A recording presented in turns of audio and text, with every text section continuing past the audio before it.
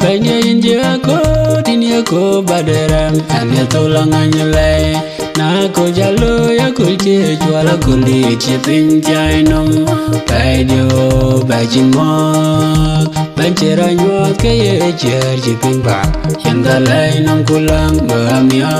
gain gatie bayen chidepi cheman chinelwel tong dunagamin ke bayeran Chedi dia jana tuinde ure bibete nutundu ijana karban tadakan ana gudena ternya ilai duite raja dulangene jakanto bujal babi nega cinta tiai chile denga betola riri wai uyana abi bijinto bianarul kecira maban benyang jakban Engayan piomia baile nyulwa gain gatie bayen chidebi cheman chinelwel tongdu nagamin ke bayeran chedi dia jan tuinde ure bibete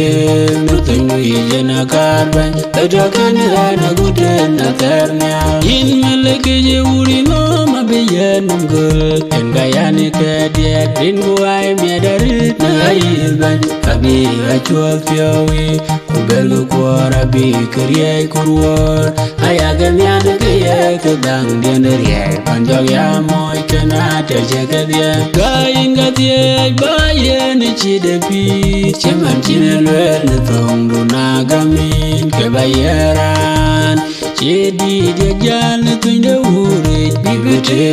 nutundu ijena karban tadakan ana gudena ternya indulwenge Yati is gapian do ban ingan tiang pio pangal wadu lo demi kacin kedian matin bai jong du bayang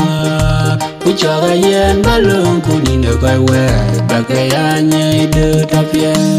kain gatie bayen chidepi cheman chinelwel tong du nagamin ke bayaran Chedi dia jan tuinde ure bibete nutundu ijena karban tadakan ana gudena ternya ingrezo inyale nyale de piano ban chinatira be piano radwel ban ninja kono de doe wa mai nukuljen kuemen andi kuebene kechira maten ban do ambanya bukole lungle ben gain gatie bayen chidepi cheman chinelwel tong dunagamin ke bayaran chedi dia jan tuinde ure bibete nutundu ijena karban tadakan ana gudena ternya